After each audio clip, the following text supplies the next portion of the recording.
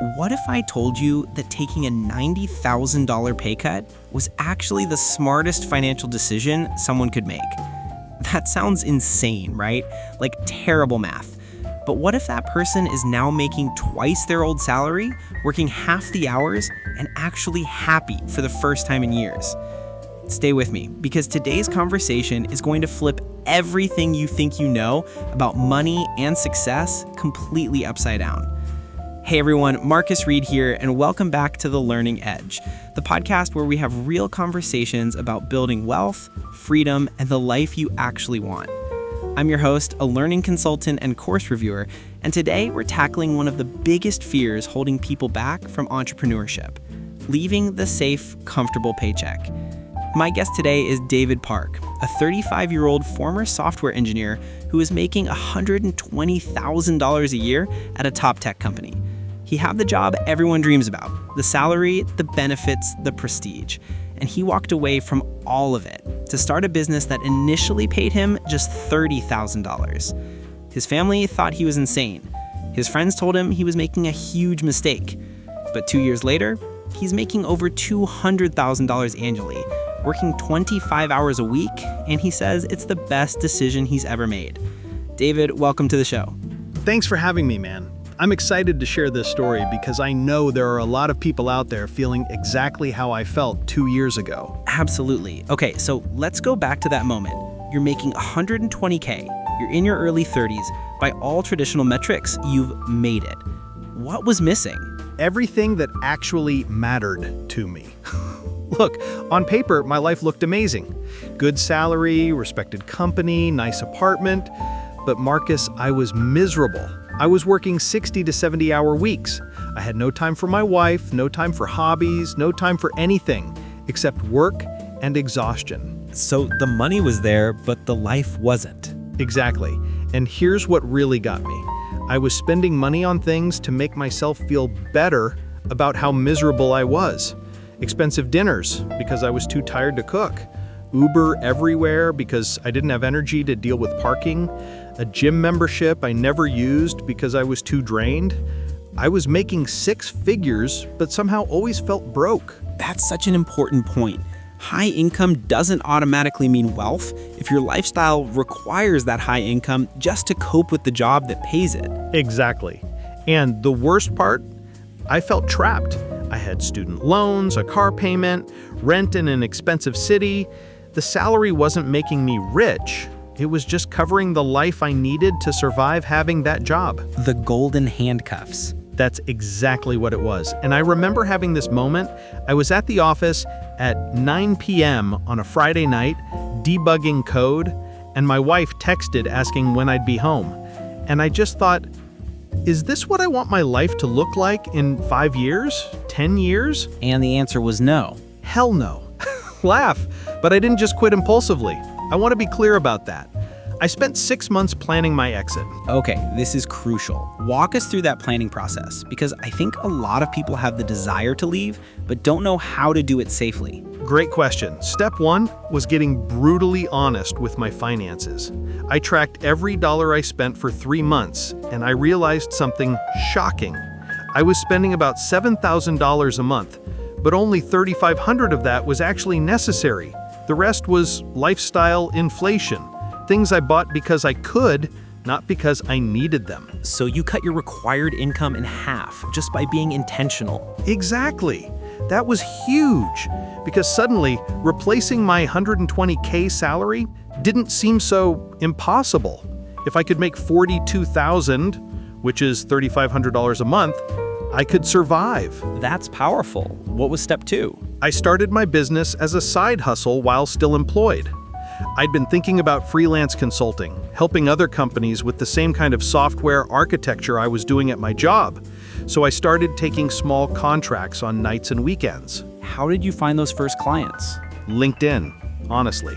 I just started posting about the problems I was solving at work, not company secrets, but general insights about software architecture, best practices, that kind of thing. I built a little reputation as someone who knew their stuff.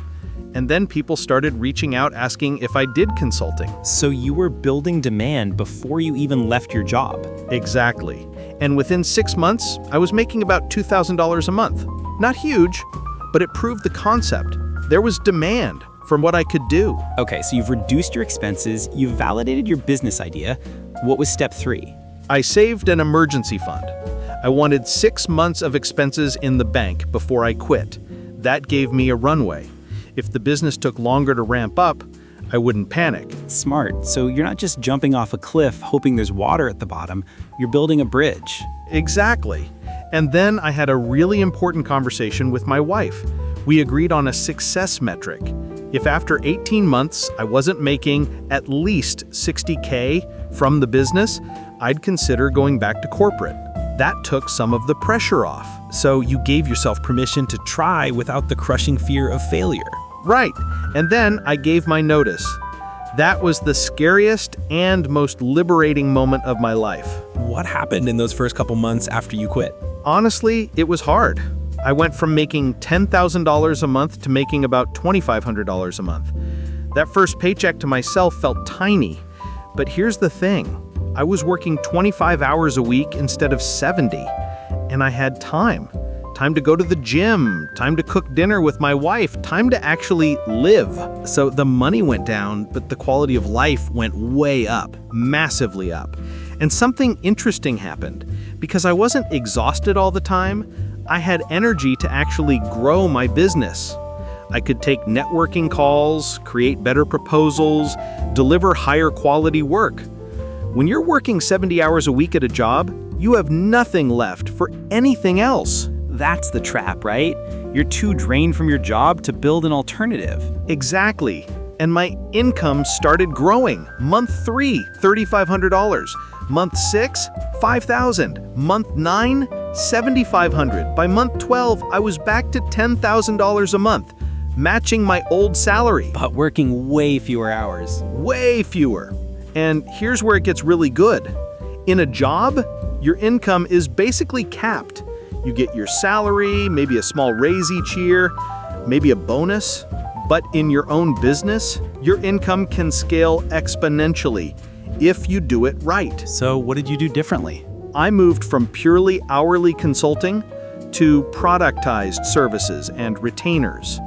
Instead of charging $150 an hour, I created packages like website architecture audit, $5,000, 3-month retainer, $10,000, and I raised my rates significantly because I realized I was undercharging for the value I provided. That's huge. You're not trading time for money anymore. You're selling outcomes. Exactly. And I started saying no to clients who weren't the right fit.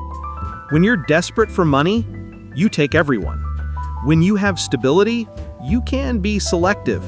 And working with better clients made my work more enjoyable and more profitable. So where are you now, 2 years in?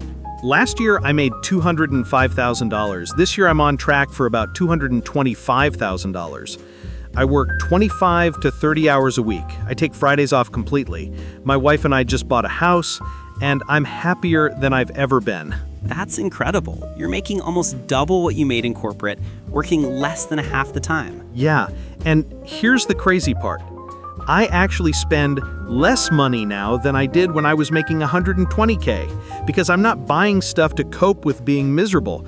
I'm not too tired to cook, so I'm not ordering takeout constantly. I'm not stressed, so I'm not impulse shopping. My life got less expensive as it got better. That's such an important insight. The expensive job might actually be costing you more than you realize. Absolutely. And I want to be clear. I'm not saying everyone should quit their job. But if you're miserable, if you feel trapped, if you're spending money just to deal with the stress of your job, there might be another way. Let's talk about that. What advice would you give someone who's in the position you were in 2 years ago? First, get honest about what you actually need to live. Most people overestimate this because they're looking at their current spending, which includes a lot of stress-related expenses. So audit your life. Yes, track every dollar for 3 months. You'll be shocked at what you discover. Second, start your business while you still have a job. Use that salary as your safety net while you build something on the side. What if someone doesn't have a business idea? Then start by solving problems you already know how to solve. What do you do at your job? Can you do that for other companies as a freelancer or consultant? What skills do you have that people would pay for? Don't try to invent something completely new. Leverage what you already know. That's smart. What's the third piece of advice? Build a financial runway before you quit. 6 months of bare bones expenses in the bank. That way, you can make decisions from abundance, not desperation. And fourth? Set clear success metrics and timelines.